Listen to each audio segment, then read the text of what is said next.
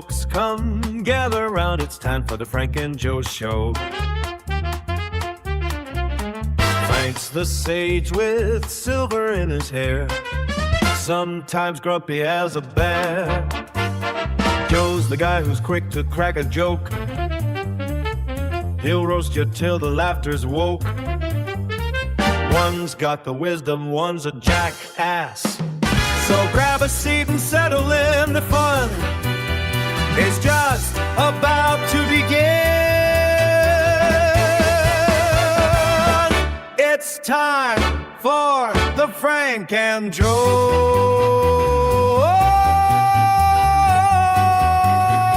Show.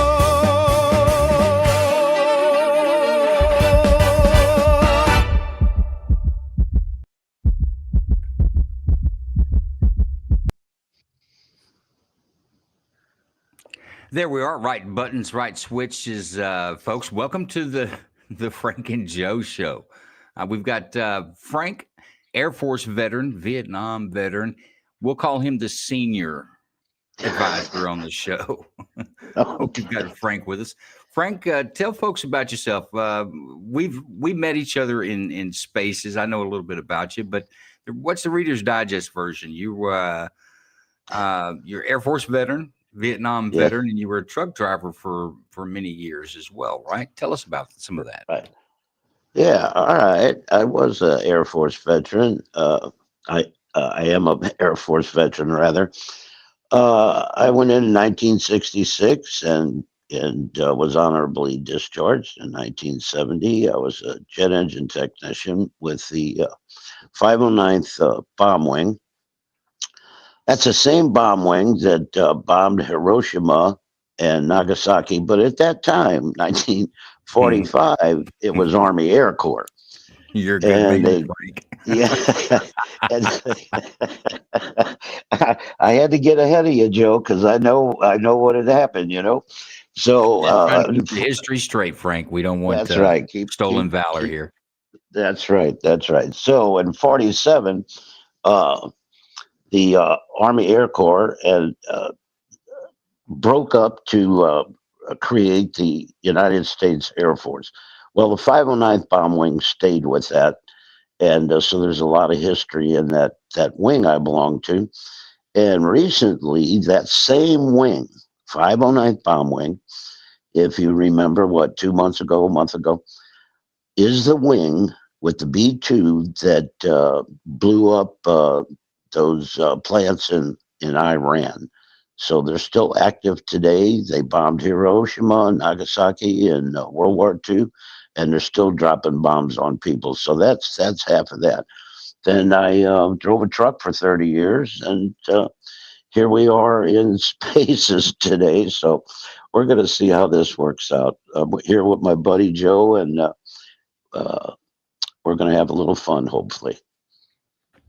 We are, and we're going to go over some current topics. Not really the purpose of this show, folks. It's the first one. We don't want to dive too much into politics. We'll talk about some current events and things like that. But there's enough folks out there pontificating about what they think you ought to be doing and how you'd be voting and what sign you should be holding. I don't think we're going to do that. We're going to try to keep it light in the afternoons for about an hour. We'll talk about some current events and some other stuff that we'll put on. But every Tuesday, I think we'll start out with that.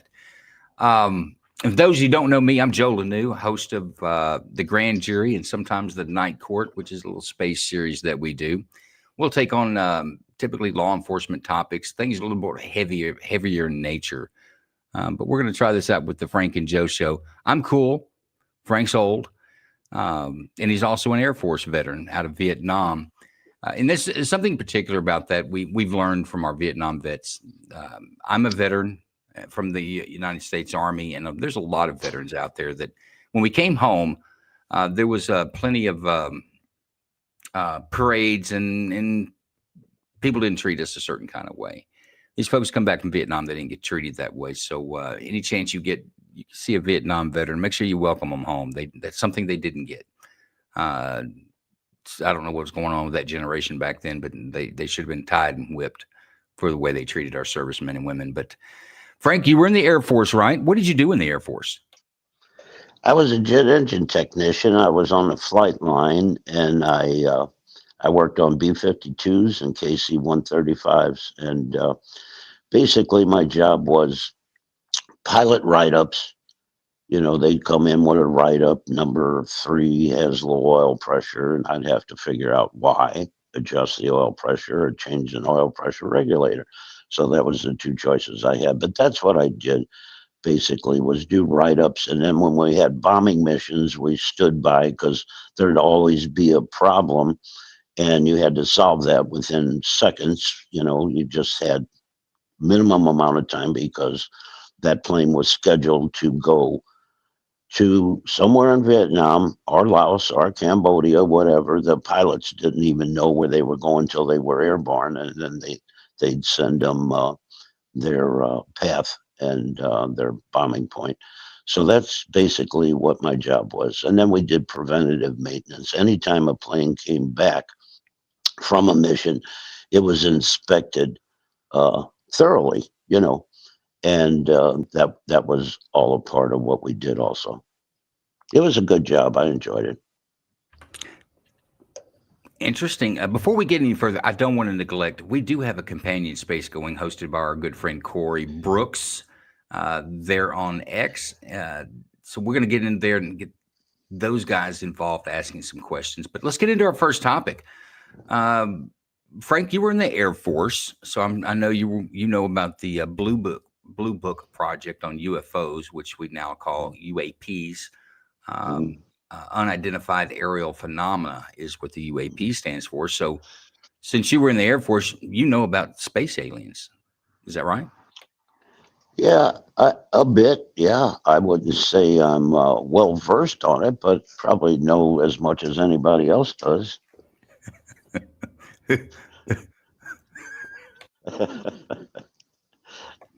Who knows more about aliens than you?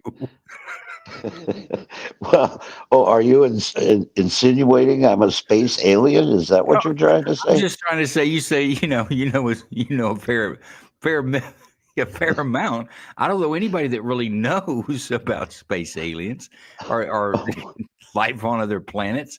Are you saying that you have inside knowledge that this is a fact? No. A fair amount meant what everybody else. I said I don't know any more than anybody else. What you see on TV or whatever you hear or read about, that's my extent. Why is that not good enough for you? Let's try this, Frank. What's your opinion on when you hear that extraterrestrials are visiting Earth and flying saucers, UFOs are landing, abducting people, things we've all heard throughout the years? What do you think about that? I don't think much about it at all. Sometimes I think they're out of their minds. Sometimes there might be something to it. I'm open to that, but I don't. I'm not a fanatic, or I don't try to keep up with convinced. it. No, I'm not convinced. No, okay. No, not at all. No. As of late, something interesting. I've always blown it off. It's like, whatever, little green men aren't coming here. If they were, why would they be interested unless they're just going to take the planet? Because if you can travel across space and time, then you're probably more advanced than we are. But I never thought much of it until recently, when they start pulling out these gun camera videos of like the Tic Tac. Come on. You've heard this? Yeah. You've heard the video. You've seen the video about the Tic Tac?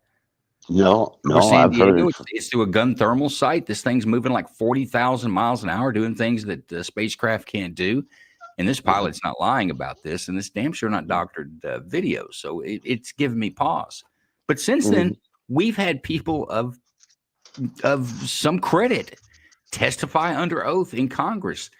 They're not saying these are space aliens from another planet, but they're not saying they're not. They're not, but they are pretty adamant that they're not human. That these origins of some of these craft and some of the biological evidence as in bodies they say they've recovered, these aren't human. Let's take a look at this is some of the testimony in Congress recently. Stated that the government is in possession of potentially non-human spacecraft. Based on your experience and extensive conversations with experts, do you believe our government has made contact with intelligent extraterrestrials? Something I can't discuss in public setting. Okay, this guy's under oath, testifying in Congress. That's Macy, whatever her name is, the Macy. Congress lady. Yeah. This is real. This is not something you see in a movie or, some jackass you get in a space like, I do your research. I can't tell you about it. This guy's like, he gives that some serious credence. Listen to some more of this. Okay, I can't ask when you think this occurred. If you believe we have crashed craft, stated earlier, do we have the bodies of the pilots who piloted this craft? As I've stated publicly already in my News Nation interview, biologics came with some of these recoveries. Yeah. Were they, I guess, human or non-human biologics? Non-human, and that was the assessment of people with direct knowledge on the program I talked to that are currently still on the program.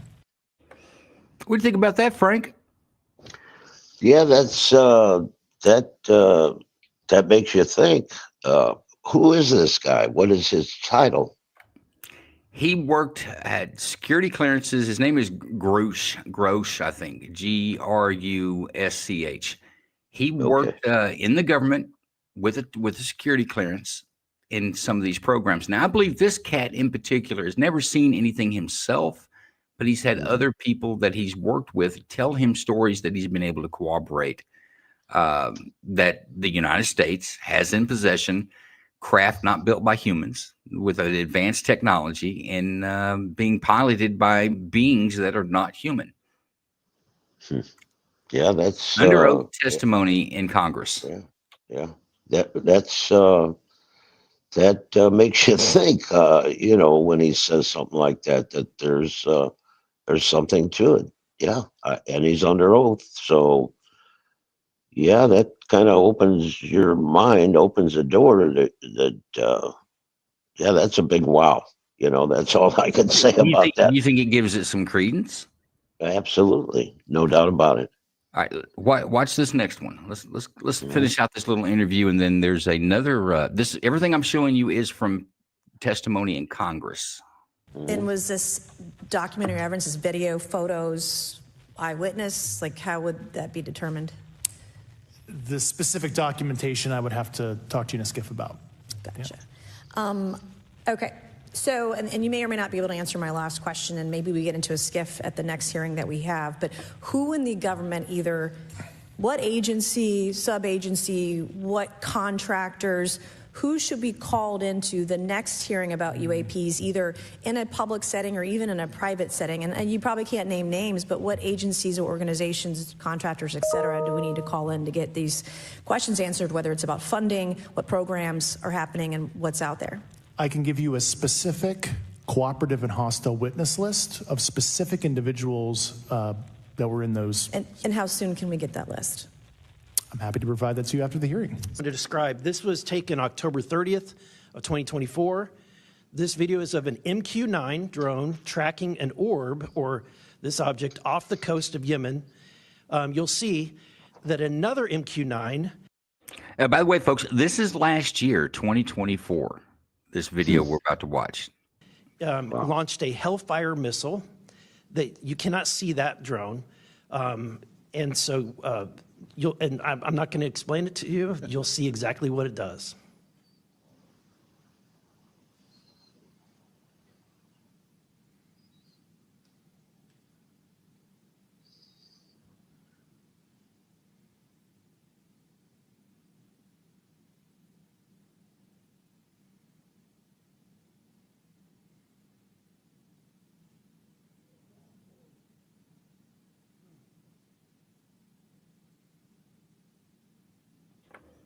Do you see that, Frank? Yeah, I saw This that. is when it zoomed out. So you can still see it traveling. Yeah. But it takes a strike of a missile and Yeah. continues to fly. Just moves it around a little bit like you would Mr. like Knapp, on a string. You just bounce. You kind of hit it. It moves its path and goes back into where it's supposed to go. And your knowledge in aircraft, is that something that we can do? No, no, nothing that I know of can do that. It's like that.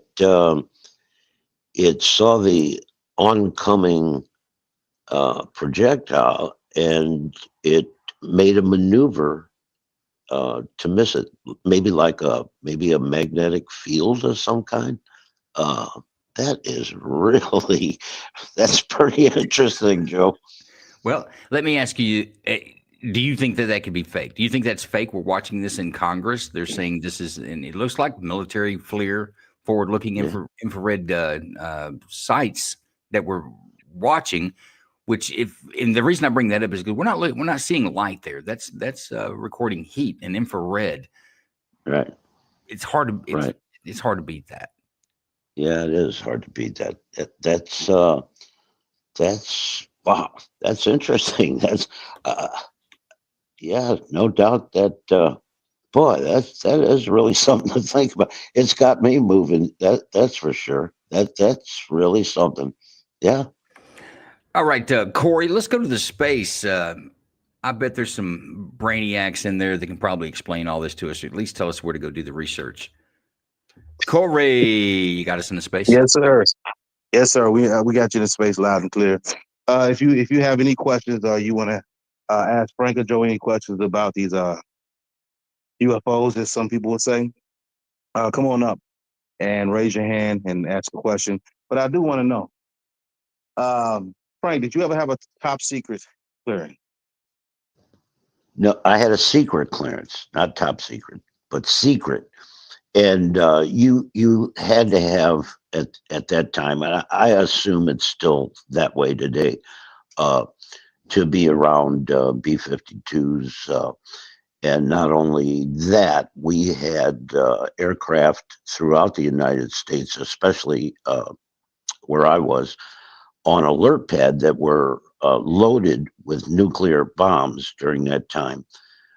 They'd have, 3 or 4, and they're loaded. And you've all seen videos of during that time of the Cold War, where you saw pilots going in or coming out of an underground building.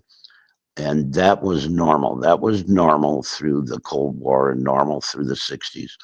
And yeah, so you had to have a secret clearance to be in that area. There are far more people in the Air Force that have never been in those areas, other than the people in maintenance and so forth, and pilots, of course. So, yeah. Also, one more question. Well, it is known to be that the CIA and the Air Force was started in the same year on the same bill. Mhm. You wouldn't happen to be a CIA agent, would you? Now that is something that we should talk about. Frank, are you aware of that the Air Force and the CIA were established at exactly the same time under the same bill? No, I didn't know that. That's news to me, but I don't Suspicious. doubt that. No, I don't doubt that at all. CIA was all over Southeast Asia, Laos, Cambodia, Thailand, Vietnam. That is Southeast Asia, and they were all. The people at home were getting news, or it was spoke about that we weren't in Cambodia and Laos, which is not true. We bombed the shit out of both of those countries due to the Ho Chi Minh Trail, them bringing in munitions and so forth into Vietnam. But yeah, the CIA was very involved, no doubt about it.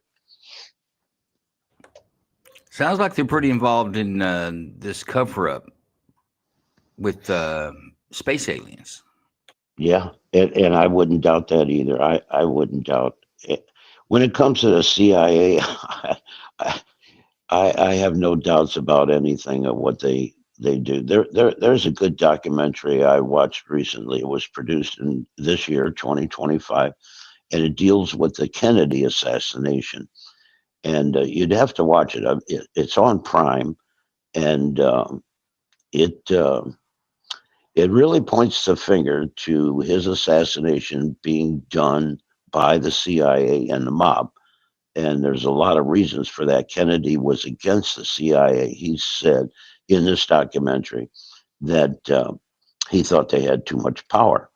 And so it's my opinion from watching that documentary that it's very possible they had something to do with that. So Kennedy complained about the CIA having too much power, but he didn't complain about the Air Force having too much power. No, They were established no, at the same time. Suspicious. Yeah, Suspicious. yeah, very, very suspicious. I tell you what, let's listen to some more now. There's a documentary out that kind of turned me on to this topic. I've kind of been watching this going on, but maybe not with as much interest. But it's called The Age of Disclosure on Prime. Very good, and it's a very interesting documentary. It's hard to watch that, I think, and believe that UFOs are complete bullshit. But listen to this. 34 CBS leaders News. in the government, military. Hold up, CBS News, a source you can trust.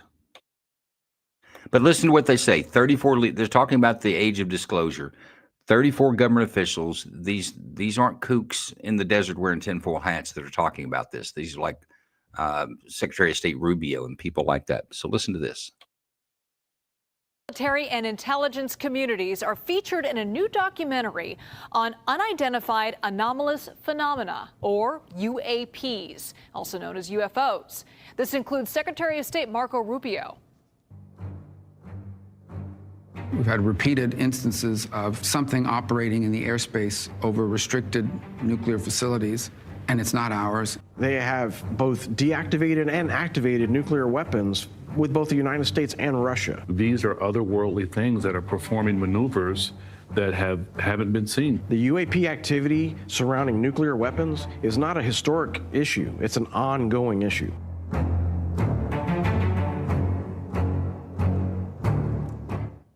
The film The Age of Disclosure dives into the existence of non-human intelligent life, what these leaders know, and the stakes for the future of humanity. It's now streaming on Amazon Prime. Let's bring in Dan Farah, the director and producer of The Age of Disclosure. Dan, first of all, let's set. Before we go on that, and this could be for the space as well, does it give anyone any pause, validity to this, that we're watching our Secretary of State speak the way he is of foreign or non-human intelligence operating in our airspace? What do you think, Frank? Well, I'll tell you that, man, that does open the door when you hear Marco Rubio talking about it. Yeah, I'd say it opens the door. So, Corey, what do you think about nuclear facilities and our nuclear missiles? They seem to have a lot of activity over them. In fact, some say that none of these anomalies had been reported prior to the first atomic blast on Earth, which was conducted by us. What does that give you any pause that they seem to be attracted to our most devastating weapon? Well, yeah, it does give me pause because the first things you want to do is take out those weapons that can cause a lot of destruction. So if they keep coming around those, what are they planning if they're real? So it does give me a pause. But going back to the Air Force, I mean, Frank, your patch has a mushroom cloud in it. Yeah. So that's that is from the 509th dropping the atomic bomb on Nagasaki and Hiroshima. Yeah, that's exactly what it is. Just once again, another strong link to the Air Force having some dirty hands on this, I think. Somehow or another. I think the Air Force is dirty on this. Well, and that may be why we started Space Force. Who knows? I mean, get the attention off the Air Force. Yeah, sure. Hey, I see Moon's got her hand up in there. I bet she's going to have something really serious to say about UAPs. Go ahead, Moon. Yeah. You said that they're flying around our nukes. Do you think that it's possible that they just want to get rid of the nukes to save the planet? Maybe that's why they're there. You think so? I don't know. That's what I'm asking. I don't know. I don't know that. I I don't know. don't know what these things are. I have no idea. It would all be a guess. I could I go mean- to I could go to a movie line and act like that's some real history and tout it, but I don't know. That'd be a let's nice say that thought. they are aliens. Let's just say that they are aliens from another galaxy, whatever. What? Okay, so we're going to pretend that they're they're so from advanced. another galaxy. Okay. Well, whatever, from outer space, whatever you want to call it. But we're so insignificant if that's the case. I mean, if that's real, then they're way far advanced than us. So why would they even pay attention to us? I mean, I don't know. I mean, it's just guessing. Everything you're saying is just guessing and maybe. And I saw it in a movie line, and it sounds right. We don't know. I don't know anything about it. I want to go to the guy who made this documentary, Age of Disclosure, before we close out this segment and go to our next. But here's what he's got to say about this documentary that he put together. This up. What is this movie about? What was your mission with this documentary? Well, thank you for having me. So, like a lot of people around the world, I grew up curious about this topic, these big questions like, are we alone in the universe? Does the U.S. government know more about this matter than the public? And so I made this film in pursuit of the truth, and I interviewed 34 extremely high-level military, government, and intelligence officials who have direct knowledge of UAP as a result of the work for the government. And what they collectively revealed is an 80-year cover-up of the existence of non-human intelligent life and the fact that the U.S. is in a high-stakes secret Cold War race with adversarial nations to collect and reverse engineer this technology of non-human origin. And the truth is really shocking. What stood out to me, there's a lot of things that stood out to me that were pretty shocking. The amount of lawmakers, credible lawmakers, military members that were willing to open up to you over this 3-year period. How did you convince them all to go on the record and talk to you about what they knew? Well, when I was doing my research and I was getting introduced to senior officials and having private conversations with them and learning the lay of the land, I started to quickly realize that there is, in fact, a lot of information these people have that can lawfully be disclosed, but historically they've been deterred from sharing that information. And what has caused them to avoid it is the cultural stigma in our country, the fear of being ridiculed or made fun of for talking about UFOs and non-human intelligent life. On top of that, there is a group of people inside of the government and intelligence community who have kept this secret for 80 years. And they've made it clear that if you poke your head up and talk about this and tell the public, you'll have your reputation ruined, you'll have your career ruined. And then there's always a lot of physical threats that have been given to people to keep them silent. And so what I said to these interview subjects, these potential interview subjects, is what if I create a safe platform for you to speak up? What if I interview dozens of military, government, intelligence officials who have direct knowledge of this as a result of working for the government, and you guys are all arm in arm, and you have safety in numbers, and you're collectively stepping up and sharing what you lawfully can with the public? Would that be a different scenario for you? And the answer collectively was yes. They all felt comfortable with that. And I made the movie in secrecy for several years. I didn't socialize outside of the interview subjects who was going to be in it. I told them so they could feel comfortable knowing who they were going to be intercut with and arm in arm with. We kept it under wraps. And I think this is the only way these people ever would have spoken up and shared their truths. Now, as you mentioned, some of the officials in this movie claim that we are in this high-stakes secret arms race with both China and Russia over the retrieval of these UAPs. Can you tell us more about that? Yeah, some of the officials I interviewed refer to it as the Manhattan Project on steroids because the stakes are so high. We know the intentions of adversarial nations like China are not good, and so it's critical that the U.S. lead in this technology race and come to understand this technology and how to use it before any adversaries do and before it is used for evil, essentially, for war as opposed to the betterment of mankind. Now, one of the officials in this film also alleges that President George H.W. Bush actually knew of contact between the military and non-human life. from an Air Force base. Can you tell us more about that? Yeah, one of the intelligence officials in the film goes on the record about a conversation he had directly with President Bush about a encounter that occurred between Air Force and CIA officials and non-human intelligent life. There's a number of interview subjects in my film who reveal what past presidents have found out. So another big reveal is that Bush 2 contemplated going public shortly after 9/11, actually, about the fact that he had learned humanity is not alone in the universe, those base facts. And he contemplated it and decided ultimately it was better not to reveal that. Another interview subject reveals that President Trump almost revealed this base fact in his first administration. And to the extent that Steve Mnuchin, then Secretary of Treasury, asked the head of the U.S. government's UAP task force for a briefing and told him he was asking for that briefing so that he could assess what the economic impact would be if the president chose to go to the microphone and tell the world we're not alone. So it's been contemplated in the past by past presidents when they find out the base facts. They've contemplated Okay, Frank, you hear what this man just said? Yeah. Said that presidents know about this, but they don't go forward and disclose because they're afraid that it's going to bankrupt the world. The world would go crazy. It would. No doubt about it. No doubt about it. People would. Yeah. I'd have to say, yeah. People would just go crazy. Yeah.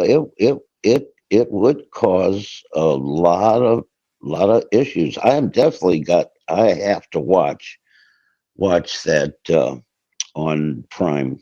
There's no doubt about it. The Age of Disclosure, the documentary. Is that what you're talking about? Yeah. Is what you're gonna watch? Yeah. Well, Frank, I figured you being in the Air Force, veteran like this, and you were in very close to when the Air Force was created with the CIA's, like your sister group there. I thought you probably know more about this than the rest of us. You're just keeping it down like George Bush did. No. Yeah. This is all new to me. For years, isn't that what somebody who's concealing the truth? Isn't exactly what they would say? Yeah. So you trying to say that I know something about? I don't know shit about that. I don't know nothing other than what I've seen. I'm not saying anything, Frank, other than I think that's what somebody who's got something to hide, exactly what they would say. We got some hands inside the space. Sure. Maybe they can. They have more knowledge. They'll be able to break you down and get the truth out of you. Who was first in there? Yeah. Corey? Was it Cody? Yeah, we got Cody. He's first, then Doc. Oh, go ahead, Cody. Oh God, Cody, really? Break this Air Forceman down. Hey everybody, thanks for having me up. For those who don't know me, my name's Cody. I'm a loyal Patreon supporter of Mr. Joe the New. This is actually a really good topic, something I've been pretty interested in for a couple of years. UAPs have been documented for a long time, even going back to ancient Egyptian hieroglyphs. So I guess my question was for Frank is that, do you remember seeing any of these UAPs during the time these hieroglyphs were written? When I heard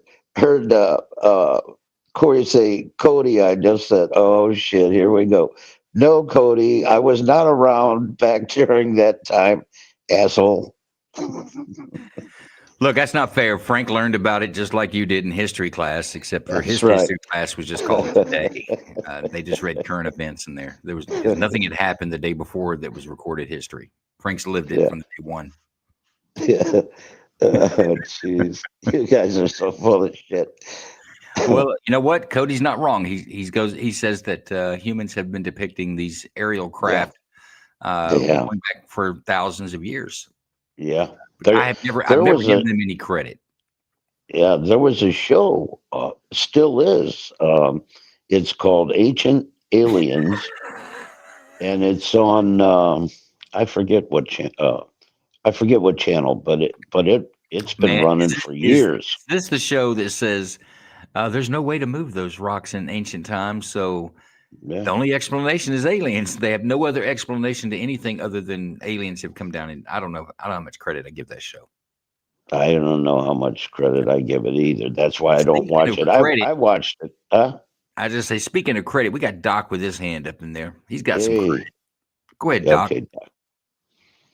Well, I just had a quick housekeeping thing for the people that are just coming in. This is live stream. This is a companion space. If you have a question for Frank and Joe, request a mic. We'll get you up. But I'd ask you to please, once you've had your question, go ahead and drop back to listener, so we've got a mic available for Frank when he comes in after the show. Yeah, no. In all fairness, if you got a question for Frank, he can go back to prior to where they wrote stuff down, oral history. He could fill you in on a lot of things that has happened in this world. Not that far back. We can go back a little ways. Okay. I think we go on to our next subject here. But Frank, what's your assessment of UFOs or UAPs? Does this make you think give it any credence? Maybe. Yeah, absolutely. No doubt about it. And maybe that's in there. He said something about presidents, wanting to talk about it, and so maybe when Trump found out the truth about all this, he's the one that started. What the hell is that called again? I already forgot. That new part of the Air Force. What is it? Space Force. Space Force. Space Force. Yeah. I mean, that does make sense. And we haven't talked about this, but in this documentary, they refer to an agency run by the Air Force. Yeah. And they refer to it as a legacy project. I think that's not the name of it. I think the name itself is classified, and they've come up with this term calling it a legacy project. They say this project has been operating uninterrupted since 1947, the establishment of the Air Force. Once again, suspicious, Frank. Yeah, very suspicious. Yeah. United States Air Force is holding shit back. Yeah, it makes you think about Roswell, They say that's when it began. Yeah. Was Roswell. Yes. Okay. Enough about that. We have some current events going on. Everybody's talking about Venezuela. With the we're shooting boats coming out of there. What do you think about that, Frank? What's your initial assessment about Venezuela? I'm all for that. Shoot those boats, blow them up. We don't need drugs. Trump is the first president. Now, this war on drugs, we've been hearing it since early 70s. War on drugs. We got to stop the drug.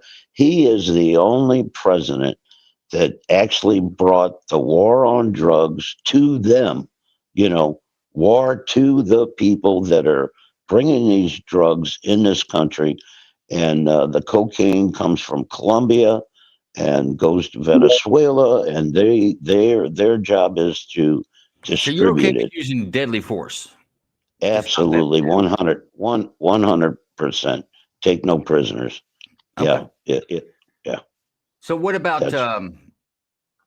like the latest here? They're talking about this double tap, if you will. So U.S. forces engage a boat they believe that is engaged in trafficking of controlled substances in international water. They light it up like we've seen before, but in this time they go back and they shoot them again. And we're talking war crimes here. They're going to put Hegseth in prison, and I'm sure the pilot that did it, he's going to go to prison too because he didn't listen to the congressmen and senators when they told him not to follow an unlawful order. So, what do you think about that? That's just a bunch of shit. Anytime you take out an adversary, you take them out, period. I mean, when we drop bombs on anybody in the past, we drop them. That's it. You did we come back and we shoot them after they've been wounded with the bomb? Well, to me, I don't have a problem with it. Let's take a look at the video.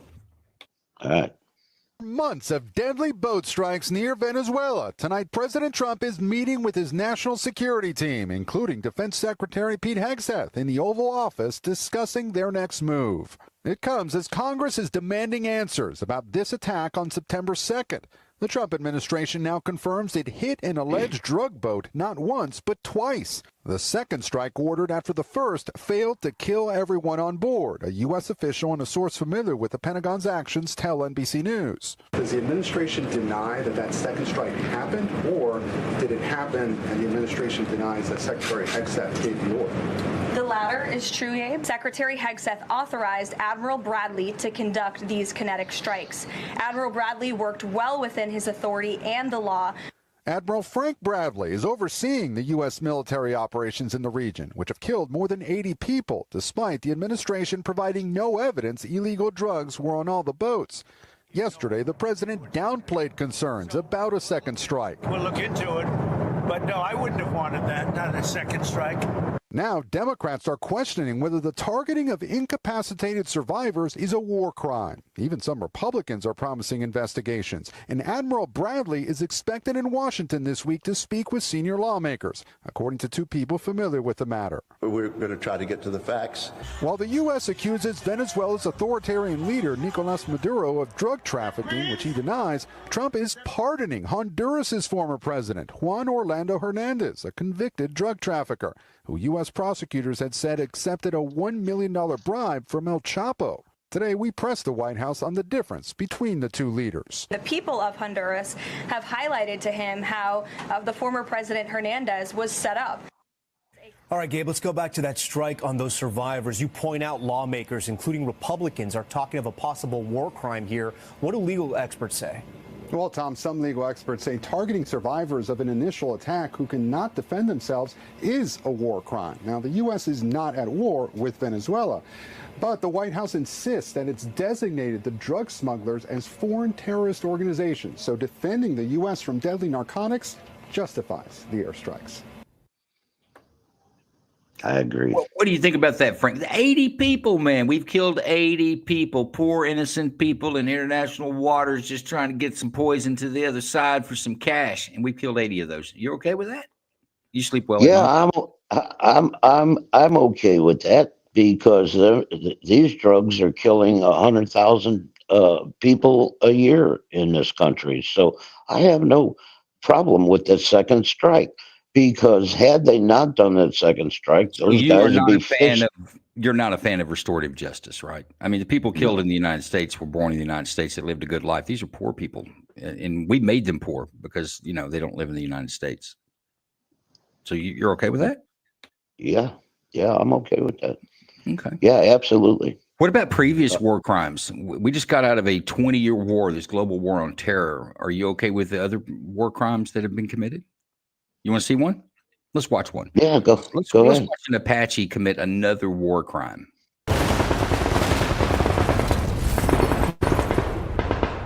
Engage. Roger, firing.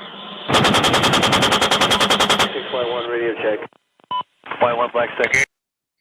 One engagement is people walking to lunch. These people weren't doing anything. They're just inside of a terrorist compound, probably, working on whatever terrorists do inside their compound. This Apache flies along and engages them. Okay, well, I'm okay. Shoot some once. Everybody good with that? Roger, firing. Holy shit, shot him again. That's a war crime right there, Frank. You see it? No, I don't consider that a war crime. Yeah, neither does anyone else. That's why this whole boat thing is super ridiculous that they did a flyby and engaged and hit targets again because the target was still moving. So I find it ridiculous. I thought I'd get a burn out of you on that, Frank, but you laid down on me. Sad. Let's go to the space. Maybe somebody's got some snap in there. Yeah, go ahead. You with us, Corey? Oh, yes, I am. Yes, I am. Moon got a hand up, but also I want to say that, we double tap all the time.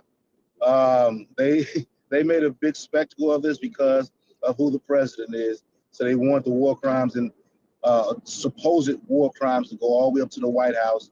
They're going to try to say Pete Hegseth did this wrong. That admiral's going to face a whole grandstanding operation inside Congress at a committee hearing. And this is one of the things that they don't understand about war. And I think that one thing is this is a problem when you have bureaucrats in the way of what business is with the military. They come up with these salacious things and say that those survivors should not have been shot again. Well, I'm pretty sure they were warned. I'm pretty sure they know not to cross a certain boundary, and when they did, it happened. But aren't we putting a very high price tag on this one? During war, and go back to World War I, even in the Civil War, in the Revolutionary War, we've always attacked supply lines. We've hit cargoes, convoys. These are valid targets. We'll take out supply warehouses. These are valid targets. If you're moving materials, supplies, or any other type of effort to aid in a prosecution against the United States, you're a valid target. Why are these boats any different? I guess is my question. These boats are different because the political aspect made it different. Yeah, there is no difference. Is my point. There is no difference. It'd be no different than hitting. If we're fighting the Russians to hit their supply lines, bringing warm borscht to the front lines, and we blow that up. We don't give those drivers an opportunity to get out and run away. If we hit the vehicle and they get out and run, we're going to hit the vehicle again. We're going to stop that driver because that driver won't drive another truck for the effort again. And these boat drivers won't drive another boat for their effort There again. you go. I think that's the point, There you right? go. That's it. That's the point. That's exactly right. And that's kind of what you're going with it, right, Frank? Absolutely. You let those guys go, they're going to be on the next boat bringing more drugs out. So just like that one you showed, machine gunning them guys down out of a chopper. You want to see it again? It's real short. I love these Same. videos, by the way. Engage. Roger, firing. 651 radio. Okay, here's the best part I like, right? The gunner, you hear the gun go, pop, pop, pop, pop, pop, pop. You can even see the rounds flying off to the left-hand side. But everybody that's watching this right now knows what's happening except those four people. Life is still good for them right now. Yeah. It's going to turn. Watch. Check. Oh, there it turns. Like,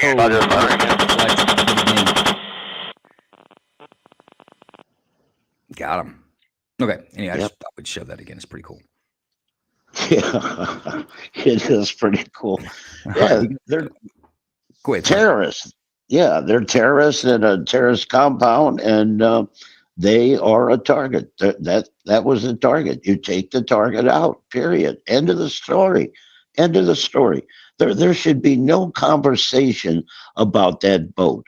But the political climate today, they want to do whatever. The Democrats want to do whatever they can to slow down Trump from anything. If he was going to cure cancer, they'd come up with some reason for not to do that. You know, so yeah, you it's think all they're making bullshit.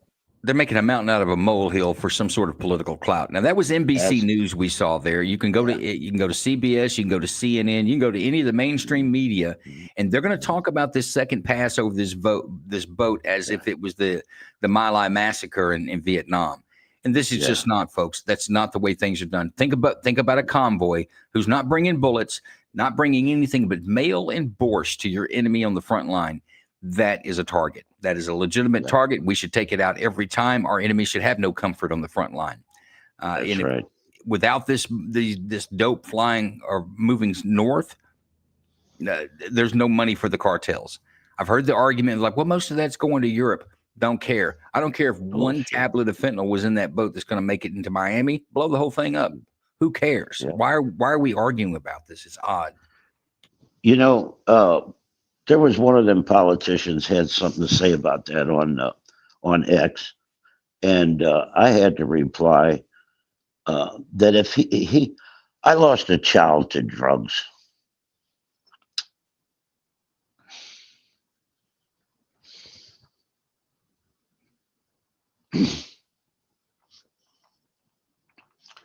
And so I said, you know, if you had lost a child, how would you feel about that. There's hundreds of thousands of parents that have lost their children. So fuck them. Kill them all. Nope.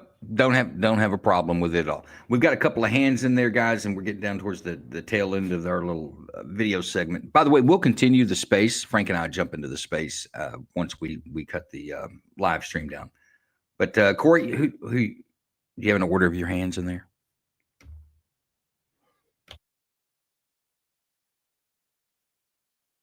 I'm going to go with Moon and then Doc. Hey, Frank, sorry to hear about your child. That's, my heart just goes out to you. My condolences. That's horrible.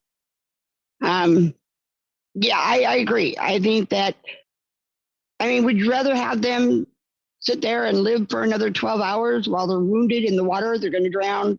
Sharks are going to come eat them. Which is worse? Put them out of their misery. Be done with it. It's the most humane thing that we can do. But yeah, they ain't going to live through it. No. I think shoot them, second pass, make sure they're dead. That's a humane thing to do. You leave them in the water to drown. That's we're not doing humane things. We do. I say that we're not trying to be inhumane, but there is a strategic reason you stop these boats. Just like, and I'll keep bringing up a supply trains that's moving nothing but trucks, no bullets, and they're not going to hurt anyone. They're going to bring supplies to keep the people who are on your front fed.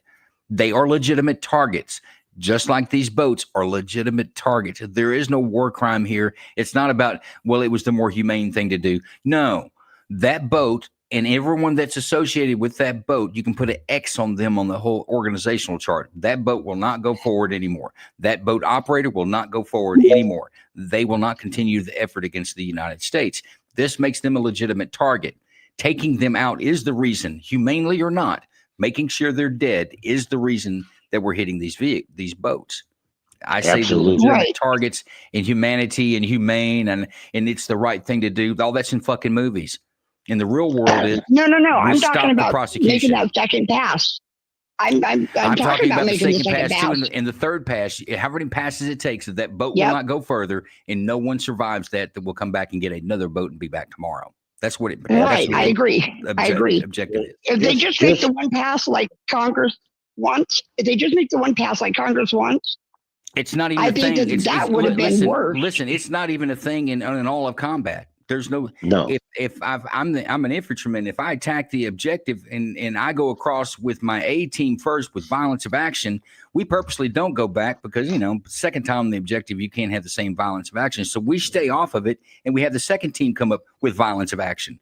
But everybody's putting a bullet in every dead thing or everything that's there. Why? To make sure it's dead. Make sure it's over with. Yep. Just like I agree. Just like they made a lot of noise back in the 60s during Vietnam about these people from Laos and Cambodia, the trail bringing in munitions to Vietnam through those countries, and they carpet bombed them. They didn't look to see, well, is that a good guy or we'll take it easy. No. They dropped 70,000 pounds of bombs on them with one pass. They were supplying the enemy, period. Those people in that boat are the enemy of this country, killing our children and along with plenty of adults to go with it. So I have no sympathy for any of them. I have no sympathy whatsoever for any of them. Don't get in the boat and head towards the United States with fentanyl, because we might kill you. And that's what, honestly, I think that's the way it should be in the first place. But this whole thing about humane, what was a humane thing to do, or it's some sort of a war crime, this is all BS. Bullshit. It is not a war crime. We have every right in the world. In fact, you know what? Might makes right. Who's going to stop us? Let's put it that way. Who's going to stop us? And previous presidents have done the same thing. Clinton, Obama, Biden, all of them have done the same thing without congressional approval. So It's nothing new. It's just the fact that Trump is behind it or involved in it. That's all there is to it. Yeah, and that's as deep as we're going to get in politics on this show. But yeah, I think it's because of Trump for sure. Got Doc's hand up, and then just me. Go ahead, Doc J. All right, just real quick, and I'll keep it brief so we can get to the hands. Coming from a little bit different perspective, as a corpsman, as a combat medic, less of them shooting at us is less of ours. I've got to patch up. I'm fundamentally lazy. I'm good with our door kickers continuing to fire until they change shape or catch fire. That's right. That's right. 100%, Doc. 100%. The thing is, no one's ever had an issue with that until right now. They've made some sort of they're trying to make a mountain out of a molehill, and there are plenty of people out there that go like, "Oh, in my heart it feels wrong." Well, I don't care what your heart feels. That's the way war is. It's rough out there, Buttercup. Suck it up. Yep. War's a bitch. That's the way it is. Like a guy wrote back to, let's see, what was that about?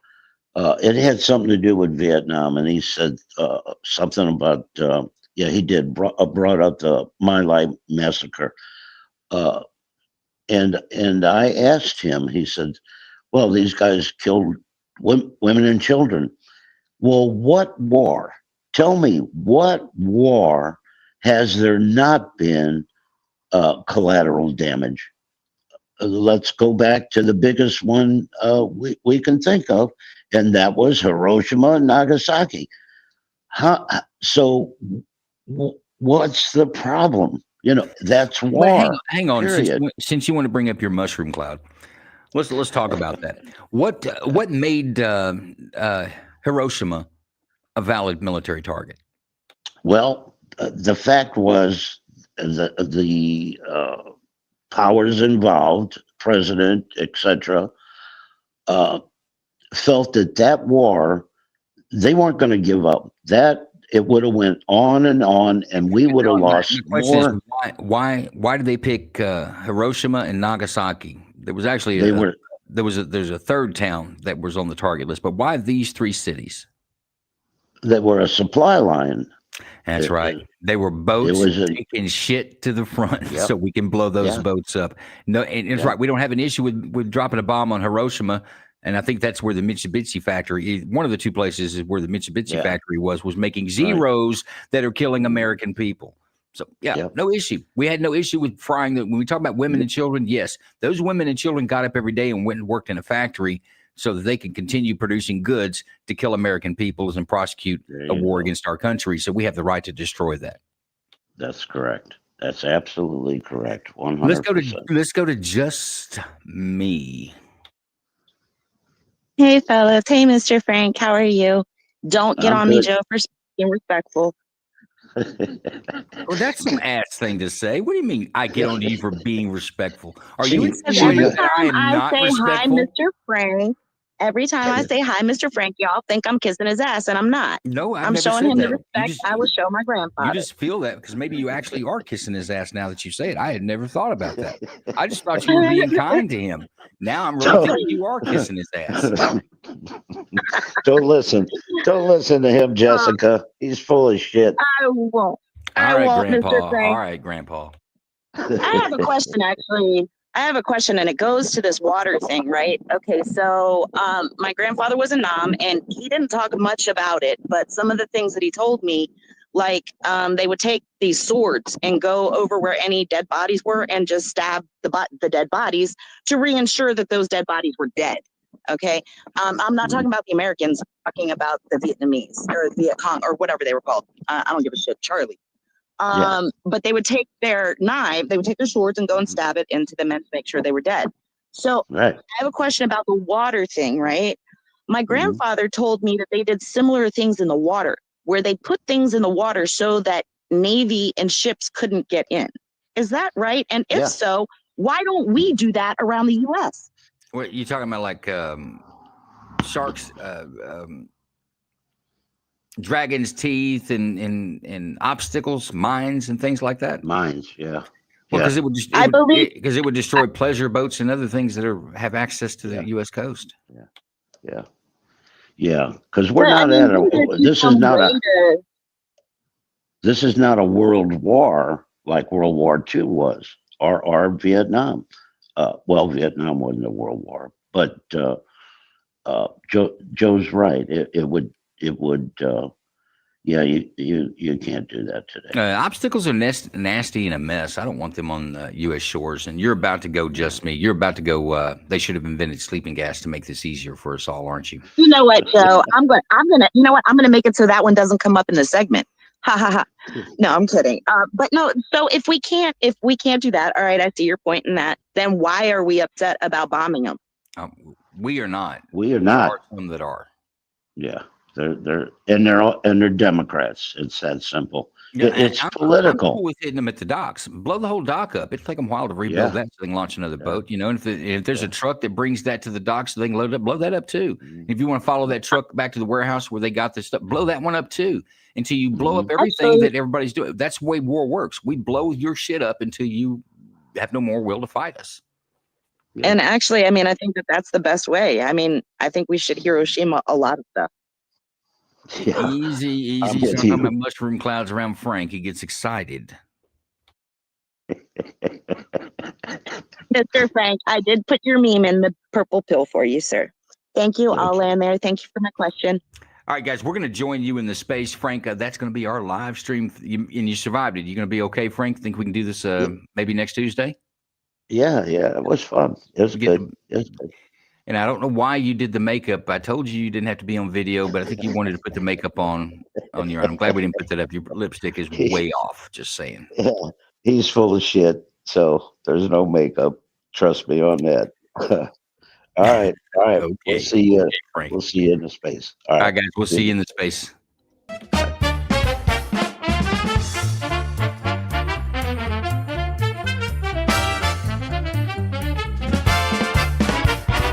Hey there, folks, come gather around. It's time for the Frank and Joe Show. Frank's the sage with silver in his hair, sometimes grumpy as a bear. Joe's the guy who's quick to crack a joke. He'll roast you till the laughter's woke. One's got the wisdom, one's a jackass. So grab a seat and settle in. The fun is just about to begin. It's time for the Frank and Joe